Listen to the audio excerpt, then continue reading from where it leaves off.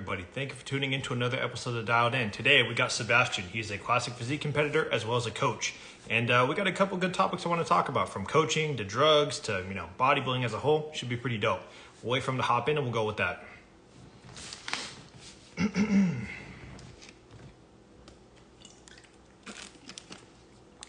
What's good? What's good? Hold on, let me invite Sebastian. Hold on. Sebastian. Wait for him to hop in. Bro, I have like 50 unopened DMs, man. I try to respond to DMs, but I give up. And there's only so much I can do every single day. What's good, bro? How's it going? Going on, man? How are you? Oh, I'm chilling. So pretty much how it goes, or like just the layout of it. I mean, I have like 20, 25 questions I gathered from people who asked us some. And then like, I'll ask you a couple questions and we could just talk about whatever, doesn't really matter to me. Okay. All right. So let's start with the beginning. Like I know a little bit about you, but for my followers that don't know you or vice versa, we'll both talk about it. So give us a quick 30-second rundown about yourself. I've been lifting for a decade now. I am a coach. I'm a full-time coach. This is my career. I'm pursuing my pro card, pursuing a career in competitive bodybuilding. In classic physique, I'm going for my pro card right now. I'm 4 weeks out. I guess that's a pretty quick rundown. Definitely. Yeah, man. I had no idea how old you were. I thought you were like 25, 26, and you told me you were 22. I was like, oh, shit, this guy's like young. He has a long. I just turned 23 in June. So. Man, you got a lot more time in the bodybuilding world, bro. By the time I'm like 25, 26, your body's already super mature. How old are you? I'm 28. Okay, yeah. Well, I mean, yeah, I have a decent amount of muscle maturity just because I've been lifting for so long. But obviously, it'll keep getting better. You said 10 years? You've been training since you're like 13, 14? I've been training like in the gym longer than that, because when I grew up, my mother was a personal trainer, so I would like grow up in like daycare of gyms, and like I was surrounded by bodybuilders, but I didn't like actually consistently start like pursuing bodybuilding and like following a meal plan until I was 13. Yeah, so 13 is my. That's crazy. Well, that explains the muscle maturity, man. That's why I thought you were older. I was like, wait, I thought this dude was like 25, 26 because of how mature he looks. But you've been training since you were a fucking baby. Like that makes sense. Yeah. All right. So either way, guys, how it works, you guys could ask whatever you want. I mean, we could choose to answer it or not. But either way, I have a couple topics, a couple questions I want to run down. Then you guys could ask whatever you want. We'll jump back and forth. So I want to start with this one first because I just thought it was interesting. But this was from an individual. They said, how do you overcome bad genetics in bodybuilding? And, even if you have bad genetics, would you still continue to compete? Okay, well, it depends. Like, because when people say bad genetics, there's so many different aspects of genetics. Like, what do you consider? Like, do you have a bad propensity to put on muscle? Do you have bad insertion points? I would say having bad insertion points is kind of the one that fucks you the most. That's really hard to get past. Because if you're in overall bad shape, no matter how much you grow, you can't really get past that. Having bad propensity to grow just might require you having to do more than others and whatnot, just having different thyroid functions. But, I mean, most people just don't even know if they have good genetics or not until they've been doing this for, near a decade and actually putting in a consistent amount of work ethic. So, I mean, I think if you think you have bad genetics, you should continue to push it. I mean, if you're at the point where you're doing this for over a decade and, like, it's very clear that you're not going to go far, at that point, that maybe don't bank on making bodybuilding your career, but you do have to put a lot of time into it to even see what you're even capable of doing. Yeah. So one thing I want to add to that, first off, I agree with that. Now, one thing I want to add to that is like I try to like compare it to things that people understand. You play like high school baseball, high school football, whatever it is. Like, even though you're not going to make it to the NFL or MLB, are you going to quit playing high school baseball or football? No, you're still going to do it and have fun. Obviously bodybuilding is a little bit different, and it's very ego driven, and it sucks when you get your ass kicked. So I guess it is a little bit different. But unless you've had a coach who worked your ass off 5-10 years, how are you going to have bad genetics? It's not really how it works. How would you know? A lot of people have better genetics than they do think. They just lack in a lot of areas. They're not giving their full effort to every aspect. But I mean, yeah, you should be doing this because you love it, not because, you're banking on, I'm going to be Mr. Olympia, even though everybody wants to be Mr. Olympia.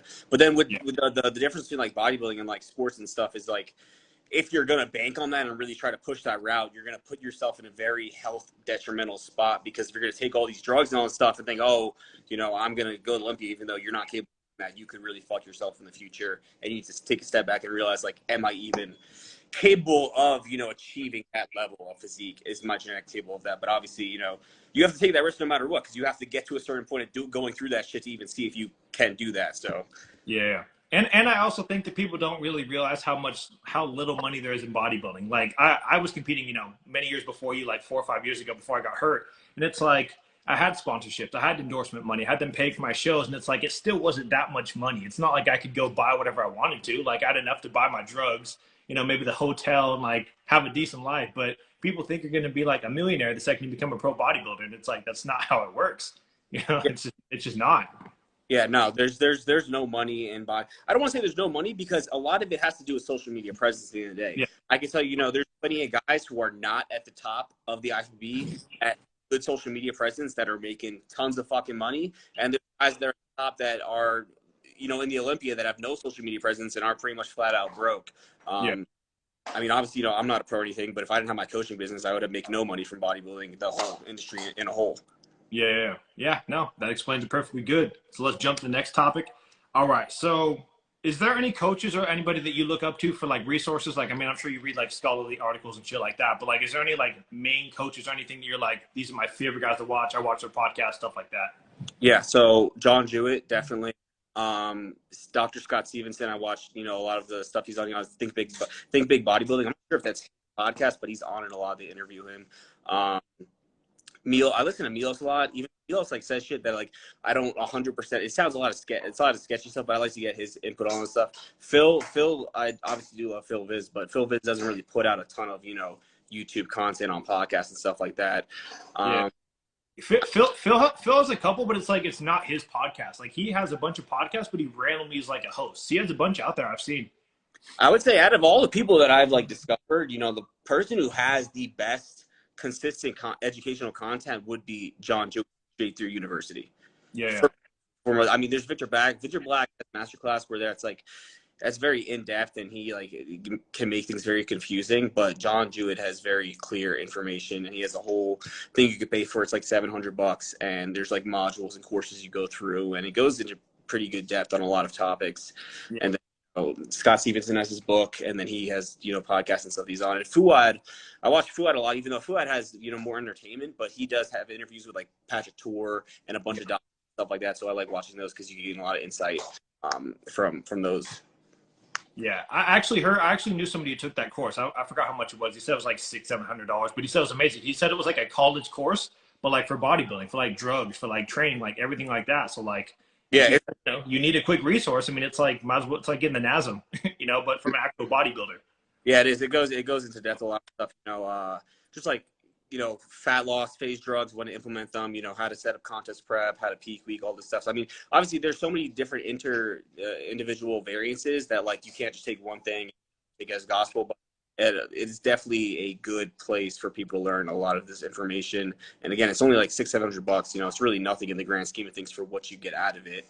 And they're like hour-long videos each. You know, I'd watch them every morning doing cardio, and it just makes it go by faster when you're, you know, focused on watching something like that. Nice. So one follow-up question to that. What is your goal from a coaching standpoint? Like, obviously, like my dream is to coach like Olympians. Like I want to have a full team full of pros. Like that's my dream. But you want to be a pro competitor. Do you still have ambition to be like a pro coach or anything? Or that doesn't even interest you at all? I have no interest. I would think after, like, you know, depending, you know, how my bodybuilding career goes and all that, you know, I think I would definitely be open to coaching pros and going down that route. If, you know, I'm a successful bodybuilder and whatnot, you know, I could take that on, mentor people and whatnot. But as of right now, like while I'm competing, I have no desire to be coaching other high-level competitors, you know, at a regional, local level, sure.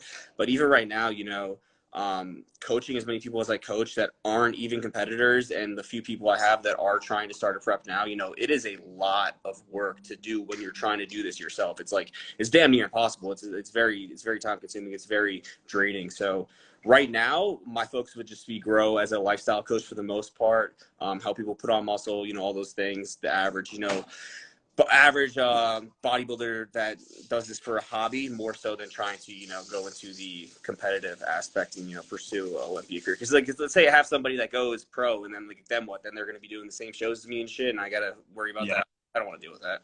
Yeah. And I feel like that would start some unnecessary drama. Like, you would want the best for them, but, like, you're going to be like, shit, my client just kicked my ass. You know, it's probably not what you want either.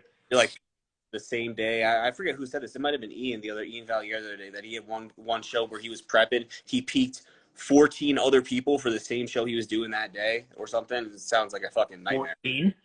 Yeah, 14. It was 14 people, I believe. I feel like at that point though, I feel like you wouldn't actually be able to do that though. Like, I mean, I feel like 4 or 5 of them would get some great attention, then there'd be like another like 8 or 9. And you're like, okay, let's wing it. Let's wing it. They'll be all right. A lot. It's very hard. I would say, you're taken away from yourself at that point. Yes. Yeah. I coach a whole bunch of people, and I have like the most I've ever had is 4 in one weekend at once. And it's like, that's stressful. I'm not even competing. I can only imagine 10, but either way, keeping it going. All right. So in your opinion, what is the most expensive aspect of bodybuilding? Whether it's drugs, traveling, food, whatever it may be, coaching fees, anything. Expensive in what way? Like it's like, if I'm buying gear, yeah, I spend like 1,000, 1,500 on gear, but that might last me, 4 or 5 months. True. The travel for North Americans this year was super expensive. Between me and her plane tickets, it was almost $2,000. So that alone, that's just for one thing. So I mean, I think travel could get very expensive because you're paying for the Airbnbs, the hotels, the plane tickets, the entry to the contest. If you're renting a car, I think that itself is probably like the most expensive part in like the time condensed aspect, because you can spend a shit ton of money on gear, but it'll last you a long time. Yep. I mean, food, I don't think food is that expensive, really. A couple $100 a week I don't think that's that crazy. Yeah. Do you have any sponsors or anything, or no? Do you have any like mainstream like clothing, supplement, anything like that, or are you just solo? I'm solo. I was with a few last year. The last company I was with was Young LA, and that was like a year ago, and I left Young LA after about 3 weeks. Gotcha. Just wasn't for you, or what? Yeah, they had me in like a group chat with a bunch of people, and it was driving me crazy because I can't stand the whole like Ziz, fucking yeah, all that, and that's just how it was. It was like that, and I was like, I don't want to be associated with this. I want to be with the sport because I love bodybuilding. I want to be around bodybuilders. Something that's more serious about that aspect. I don't want to be involved with like a bunch of influencers and all that kind of stuff. It's just not what I resonate with. I also don't think that people realize, like, let's just talk about the TikTok fitness community, right? Like, people don't really understand that there's like coaches, competitors, and then there's like influencers. There's like 3 separate categories, and sometimes they cross over, of course, but it's like they want to compare this guy that looks super dope on social media, but this dude would get his ass kicked if everyone on stage. Like, they can't tell what the difference is. Yeah, no, they have no idea. I deal with it all the time because people always compare me to influencers, and it's like, I respond because I just think it's funny, but it's like a lot of people just have like no idea. This guy might look good. He looks aesthetic. He has a good physique. Yeah, but it's like if this guy ever stepped on stage, it'd be fucking over. Like he wouldn't even first call outs. Like there'd be no chance. People don't have any. A lot of people on specifically TikTok just don't have any concept of what real competitive bodybuilding entails. Yes, I do see it in the comments a lot. They'll tag me in some like random, like maybe like an 18, 19-year-old kid, and they'll be like, this dude's a future Olympian. I'm like, he's been training like a year. What do you mean? Some of these Olympians have been training since they're 16 and they're 35 years old. Do you not see that there's a 15-year training gap that like you're missing? Do you not see that aspect, or what? No, I think can't. All right. So, I mean, this actually kind of carried on to the next question, but somebody asked, what's your biggest dislike in the fitness community as a whole, whether it's like the social media community, just fitness as a whole? What is just something that you dislike? TikTok. There we go. TikTok. I think TikTok, honestly, like, it created a lot of opportunities, but it brought in a lot of people that have voices that like really shouldn't have voices. And it like create a lot of confusion because there's all these kids that get into fitness now because of like TikTok, right? And that's great. They're getting into shape, they're getting into the gym, but it's like they're being presented bullshit information from people who don't know what the fuck they're talking about. Yes. And that's the information that's blowing up. And now we have this like cesspool of all these people who just say all this bullshit and it just gets regurgitated. And then if you try and correct them, then they'll have like their 500 million like teenage followers, like, tear down your account, So then you got to deal with that. Yeah. But yeah, no, I would agree. I maybe not TikTok as a whole, just fitness as a whole, like social media fitness. It's like there's just way too many people that have a say in something that they've never done themselves. Like there's a lot of people I see talking about like blasting crazy cycles or competing, and they've never stepped on stage a single time in their life. It's like how can you talk about something you've never done? How can you do that? That's I just what is it? It's like called like the Dunning-Kruger thing or whatever. They hear one thing and they run with it and they fucking that's all they know and it's like gospel to them and it's just I don't know. It's just crazy. Like I have no words for it. It's like mind-boggling every day. I do see you roast people pretty good. I just ignore people a lot. Sorry. I do see you roast people a lot. So I'm gonna say something. You don't have to tear them apart. I was like, man, they should learn at this point just not comment back at Sebastian. At this point, like at this point, just stop doing it. What do you think about Victor Black's PED model? I know Sebastian follows him closely. I'd have to look at it. I'm not familiar with it. All right. Either way, what do you think about people who choose to do like street drugs and alcohol on top of like PEDs and competing? Like they still like to party and do all that crazy shit, but they still want to blast all their cycles through prep. What do you mean? Like at the end of the day, anybody's like entitled to do whatever they want to do. They want to live their lifestyle, but like don't be doing that shit and talking about I'm gonna be a stage. Yes. That's what a lot of people get confused. Like that's what you said. There's like influencers and there's competitors and people like when I'll say like I could say like I never drink. Like why would I want to drink? I don't like to put poison in my body. It's gonna help be detrimental no matter what way you put it. People are like, oh, but it's all about balance and it's about having lifestyle. It's like I don't give a fuck about that. Like you're talking to the wrong person. Yeah. So I mean, people are entitled to do whatever they want to do, but they have to realize where are they trying to get? Yeah. Yeah, and I mean, with all the crazy Photoshop stuff going on, you don't even know what people look like in real life anymore. I got a chance to go to Alphaland, and I got to see all these influencers. Like, I mean, I'm not big. I can't even take tests. So of course, I'm not big. And I was like, oh, I thought these guys would be jacked. I thought these dudes were massive online. What happened? Oh. Yeah, so they're just not that big.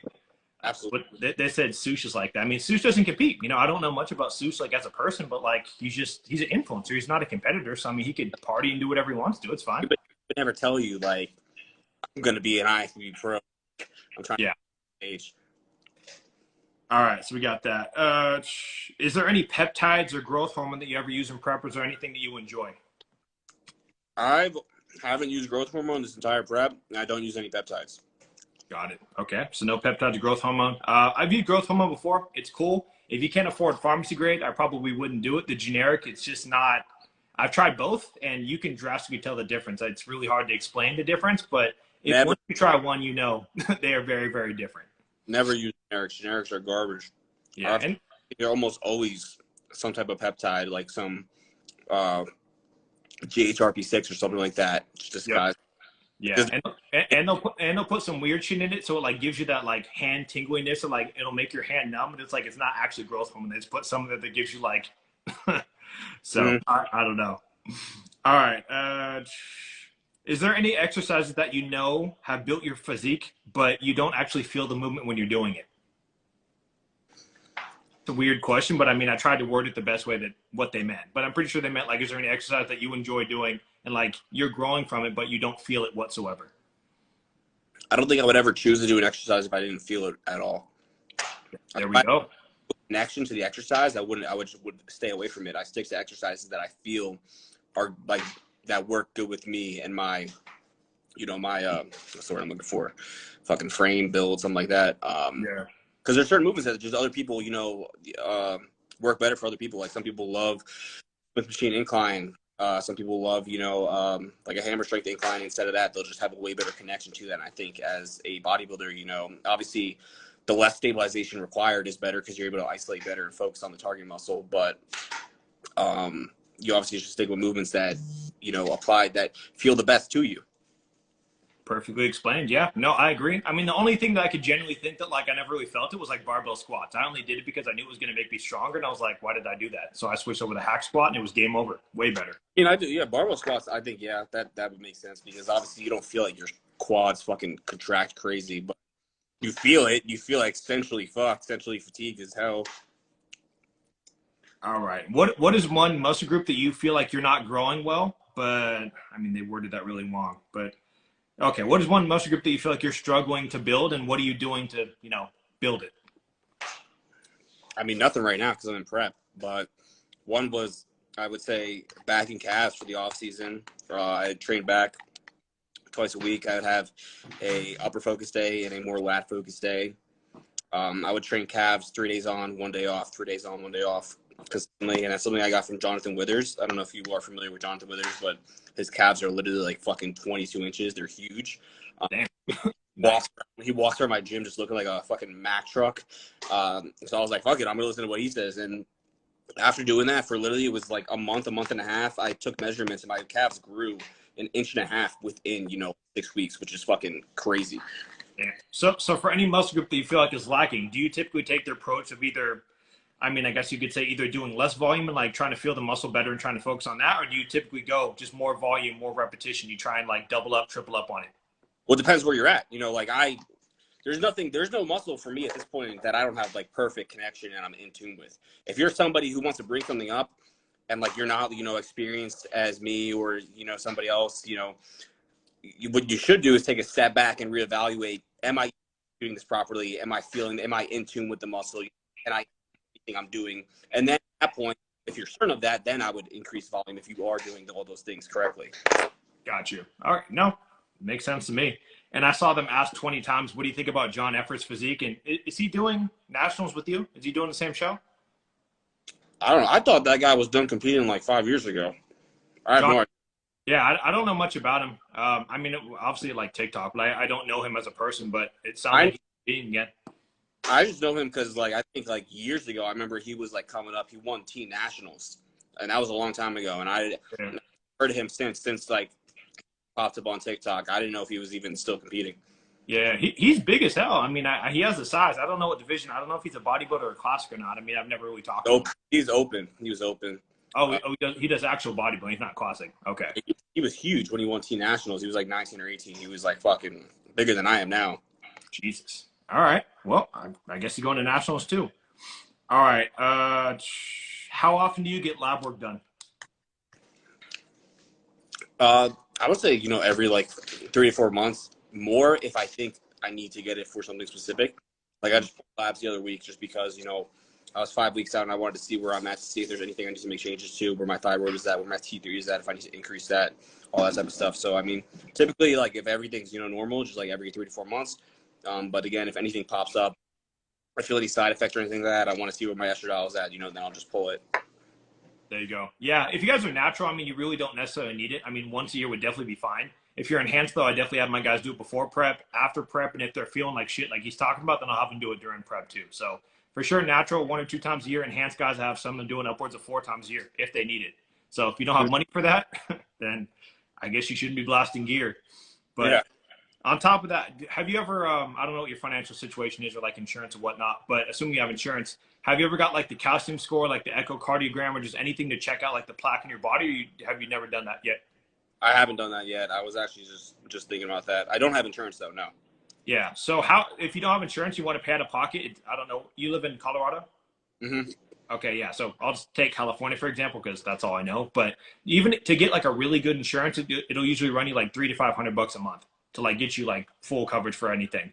So if you take that, like you get it in your state, assuming it's somewhere around there, then you're covered. Then you can go get whatever you want from your primary doctor. So it's just something you can look into. I have a lot of my guys do that.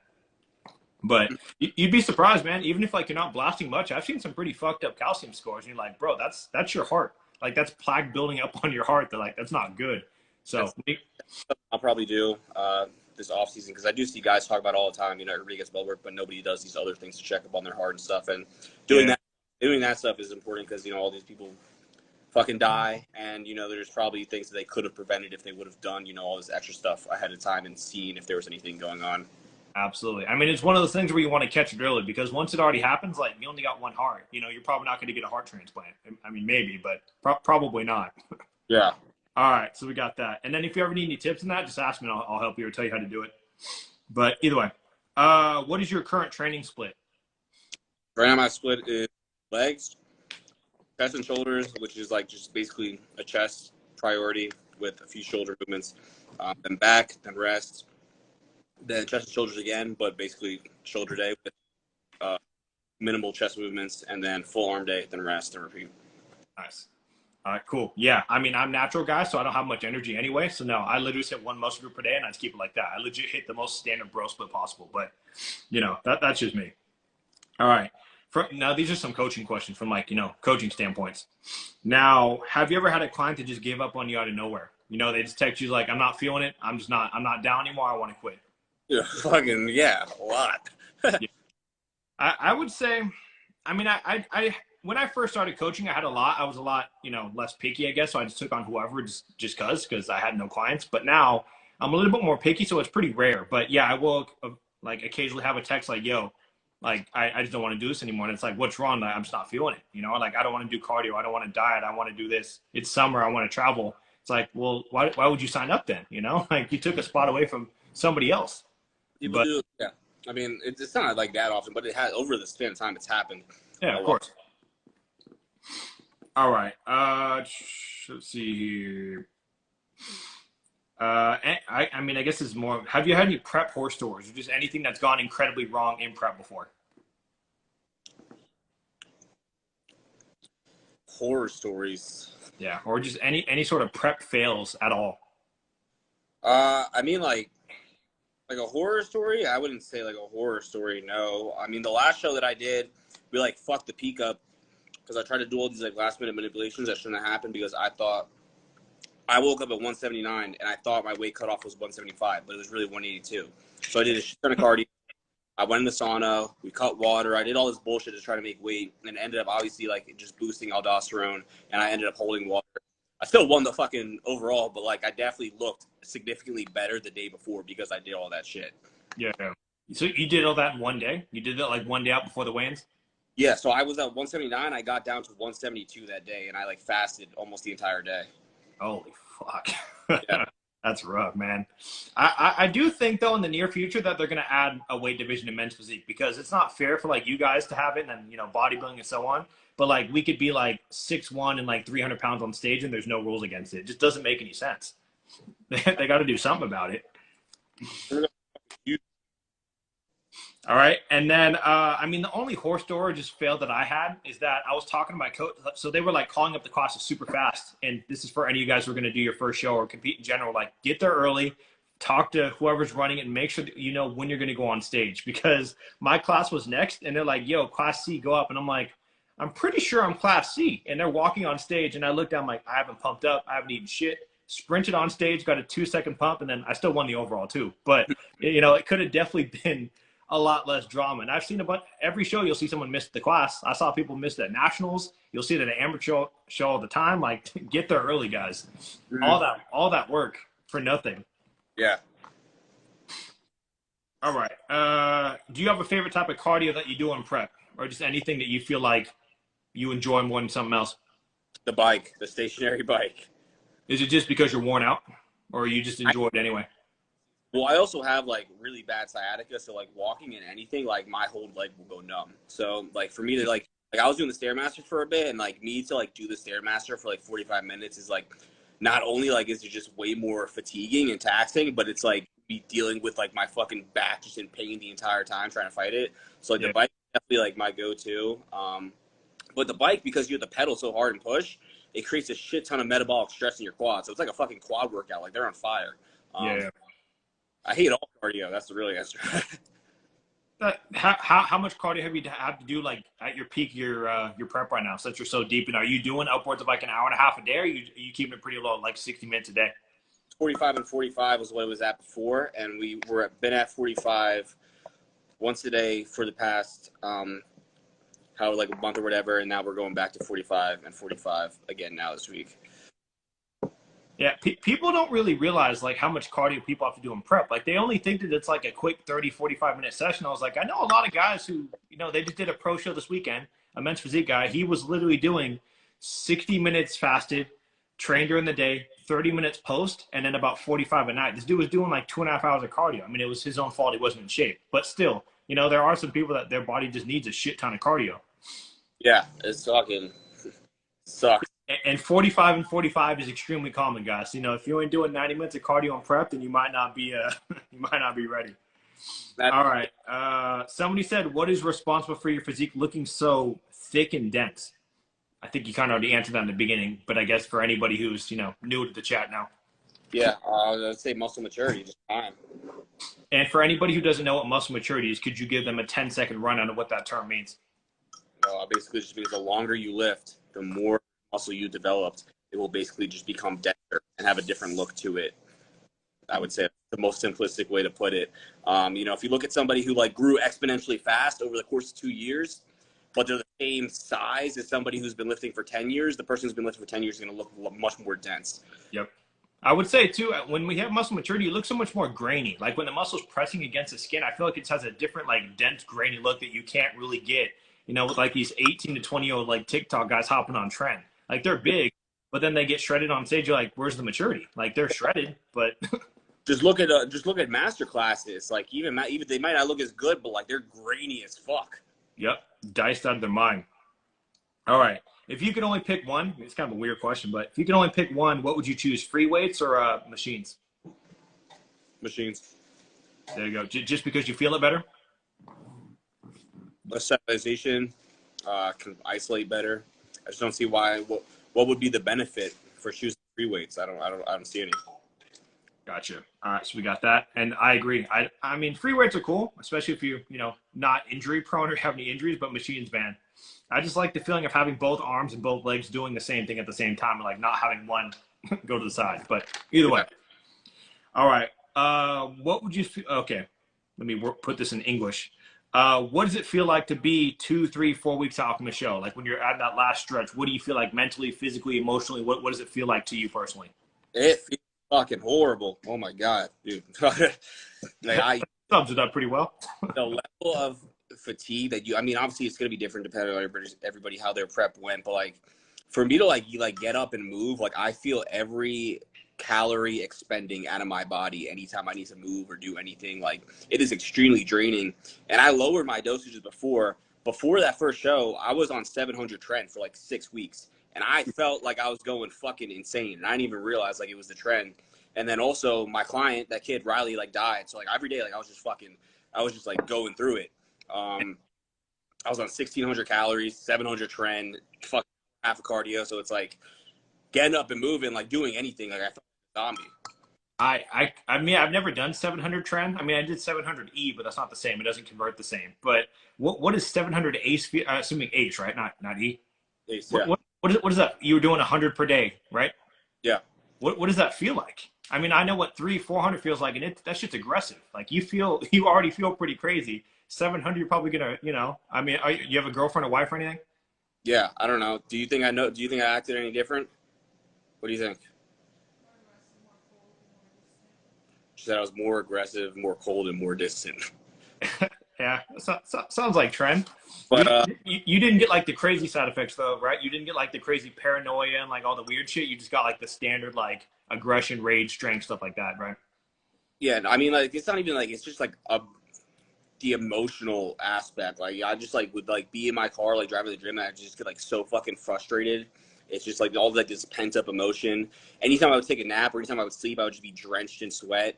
That was probably like the worst like physiological side effect, was just like how much you fucking sweat every time you need to rest or anything like that. But yeah, I mean, I didn't feel like I had like fucking schizophrenia or anything like that.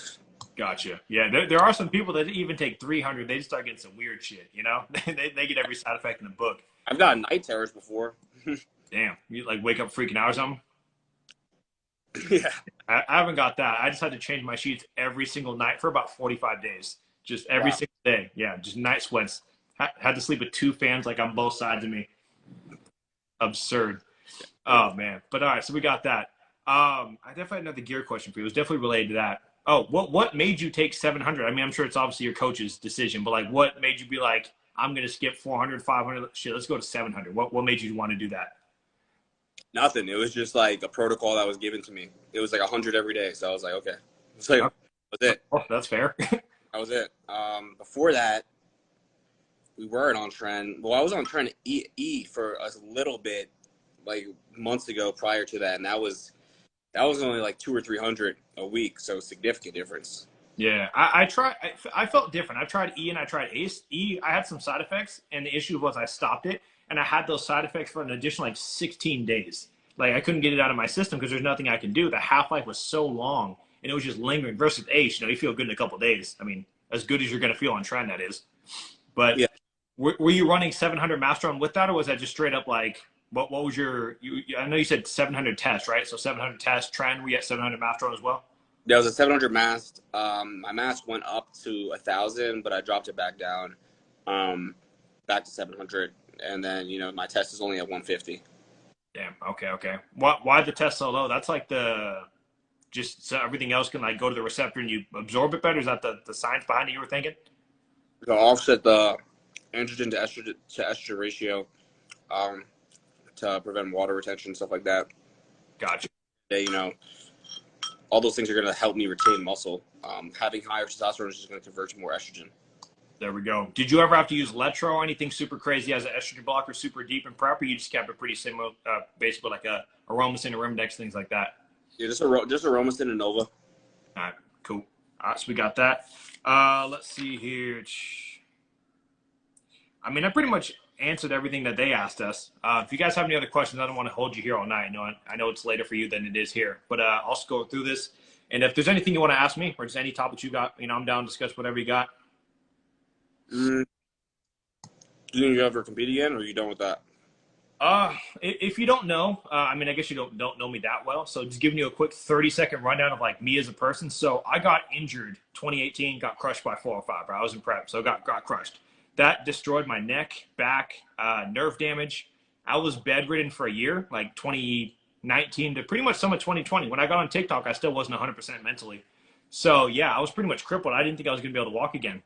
So just the fact that I'm like a normal again is mind blowing. So I don't know if I'm going to be able to compete again. Like I don't have the full health to do it. And I'm also allergic to testosterone. So if I pin test, I die. So that would probably take away my, yeah.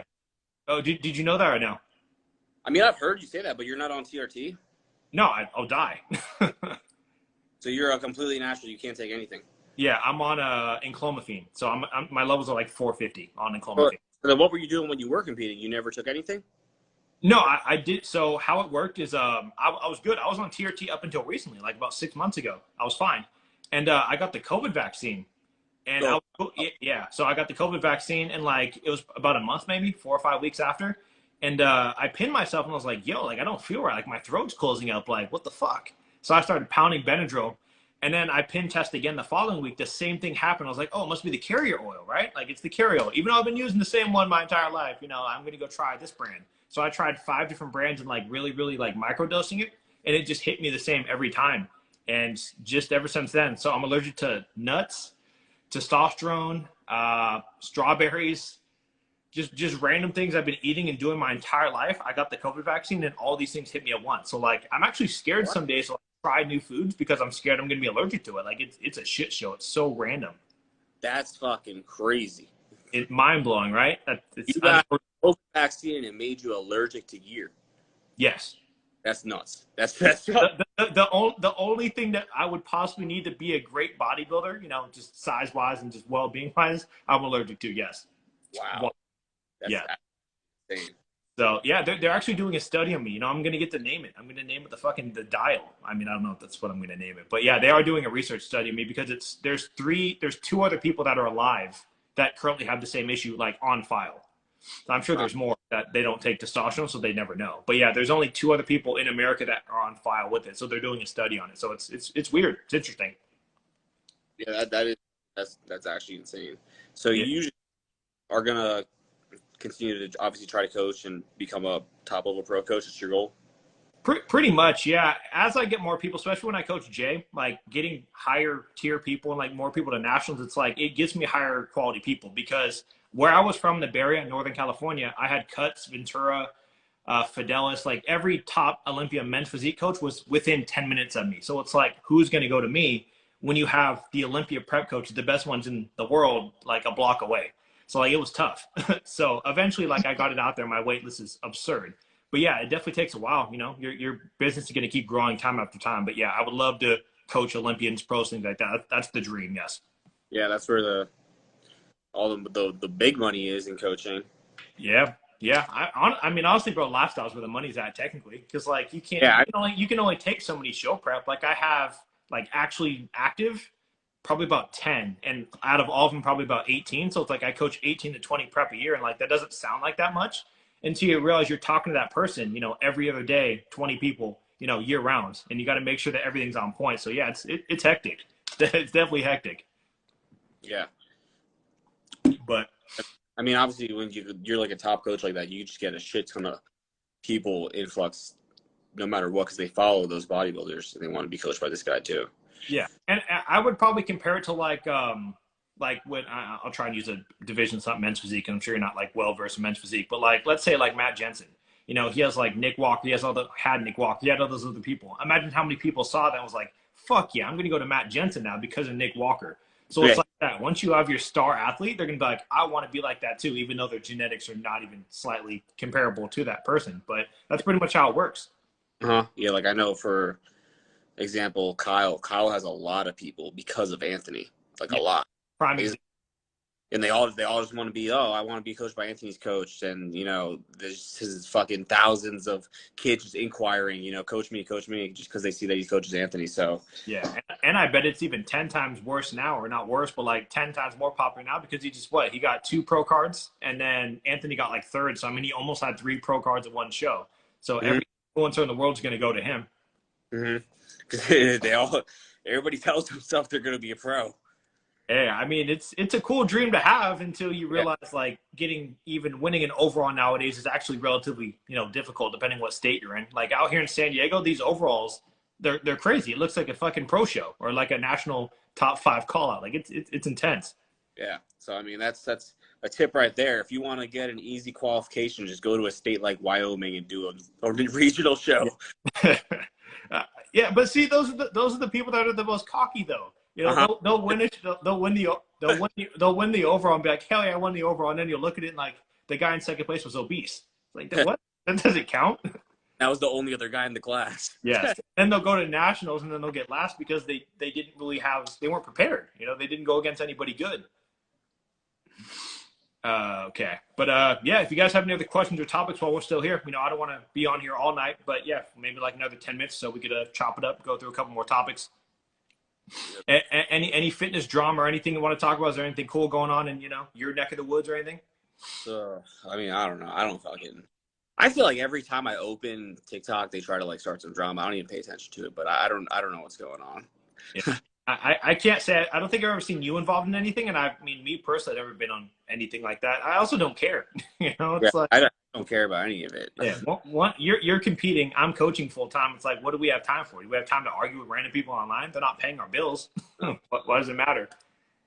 Has it become impossible to become a pro, or is there hope? I would say when I competed 2017, 2018, anytime, I was winning overalls and I was only 190 pounds on stage at 6'1". I know guys or people I coach, Brett, he's 6'3" and he's like 205 on stage. Like these people are jacked, shredded, and even at like amateurs. So it's definitely going to be tougher. I don't think you could be a pro naturally anymore unless you're a genetic phenom. There's hope. I mean, you just have to be realistic. Like it might take you 8 years. You got to fucking be willing to put in 8 years of work. Like I took 6 years off from the last time I competed because I was like, I'm way too small. And I took 6 years off to grow and basically just do nothing. And that's what some people need to do.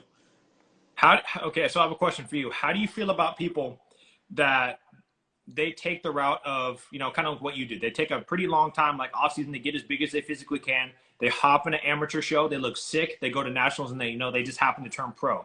Why do you feel like more people don't take that route of like training 5-6 years, bulking, making sure they're just some dope ass competitor, knowing that they're going to have a good chance of turning pro, but instead they do a show with no muscle, no size, nothing, and they still have the hope of going to nationals a year later when they have no muscle, they have no size?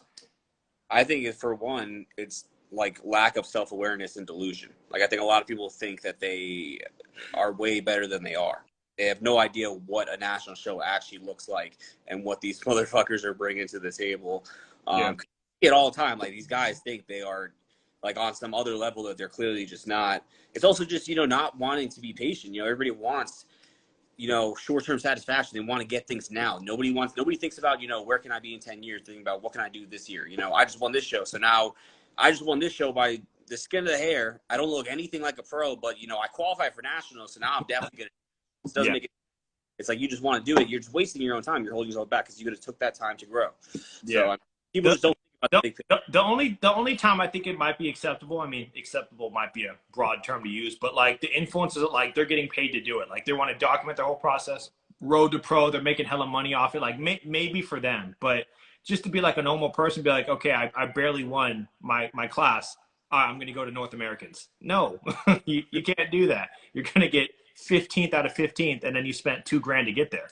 And then people also don't realize that like those experiences can ruin everything for you. Like, let's say like you put in all this work, you kill yourself, you will just inevitably, like, you're not going to win a national show. Like, you're not there yet. So now you're going to kill yourself, put in all this work, you spend all this money that you're going to go there, you're going to get fifth call outs, and now you're going to be like, wow, like, I don't ever want to do that again. I don't ever want to prep. And you just ruined bodybuilding for yourself because you just weren't patient enough to wait and do things the way you should have done them.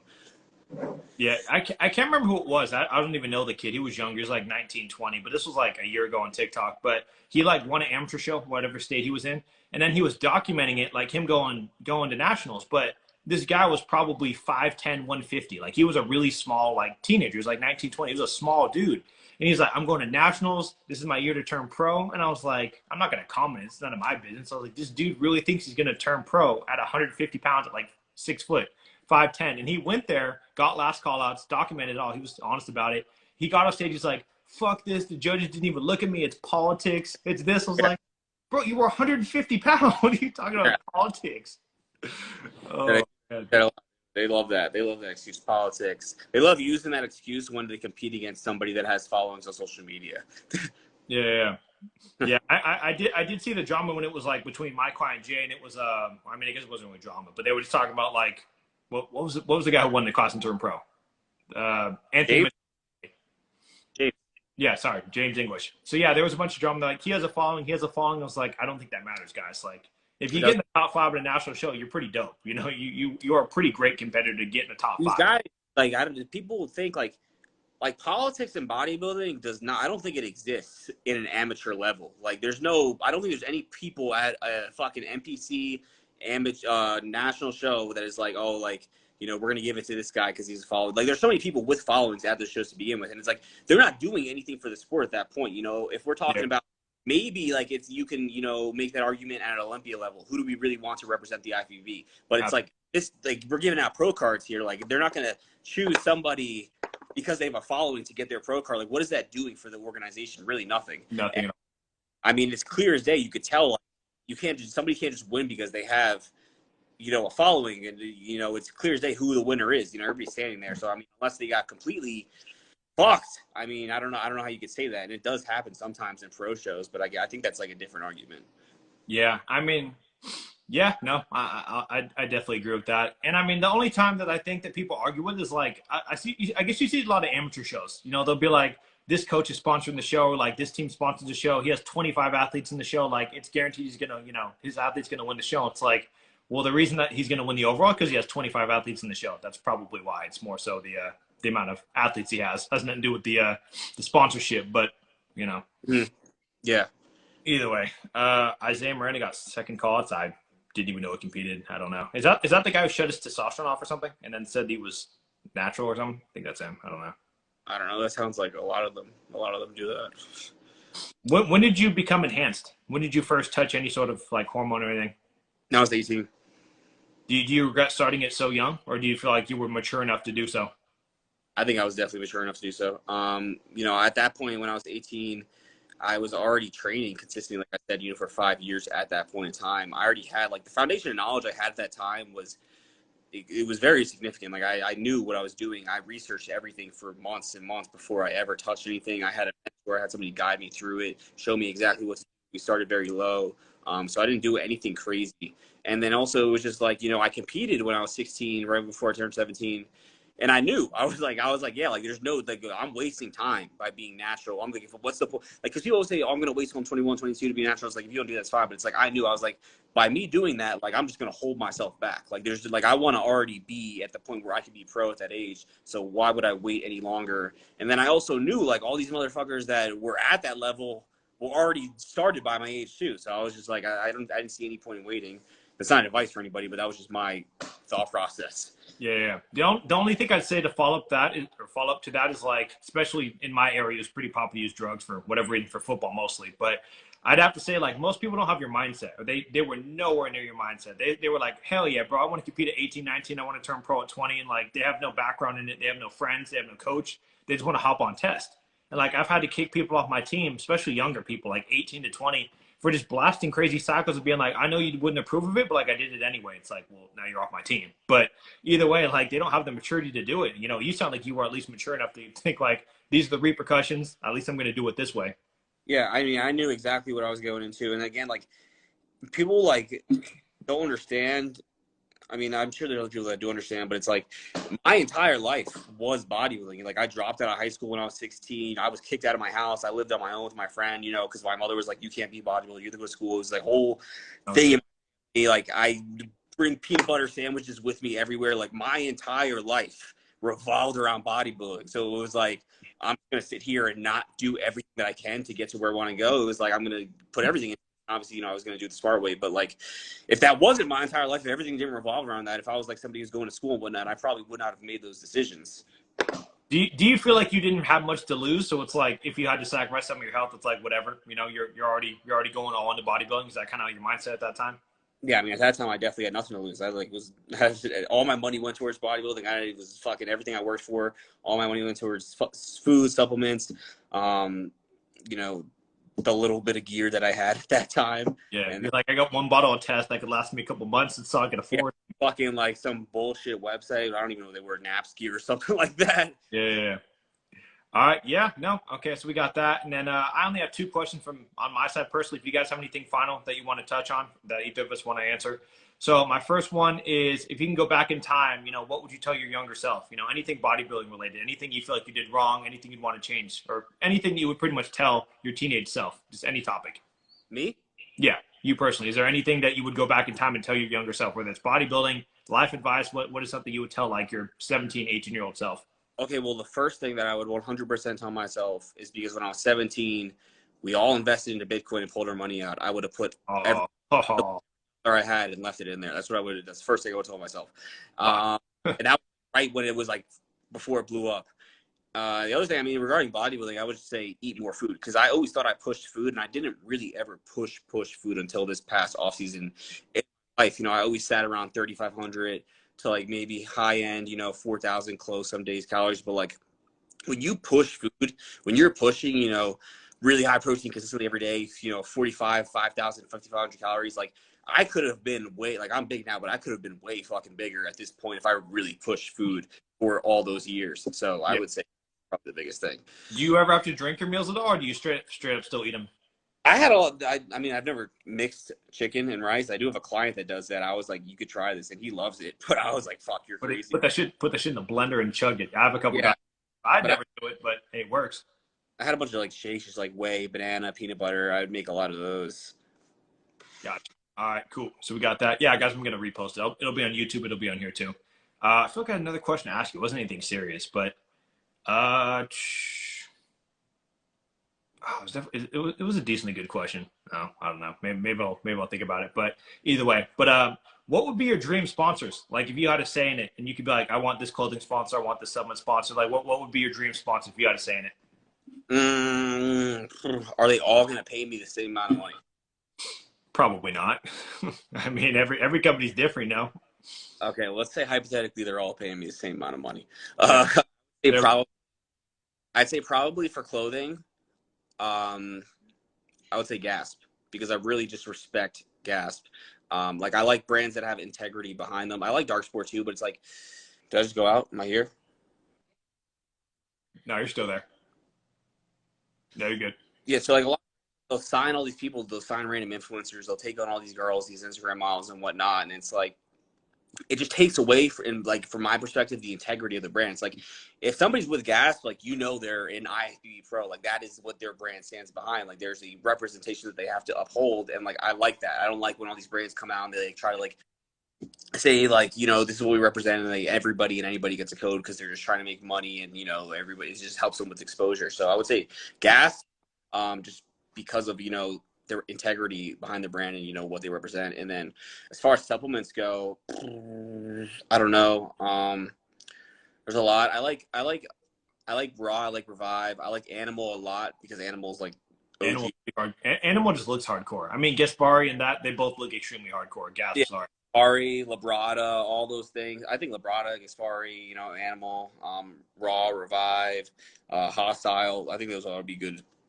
solid brands. All right, cool. Yeah, we got that. I mean, I was gonna say certain brands I've connects with. I don't have connects with any of those, so I can't help you with any of those. I'm not familiar with any of those, or at least the owners. All right, Yeah.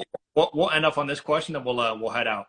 So, since you guys are both coaches, what do you both hold upcoming bodybuilders from going further?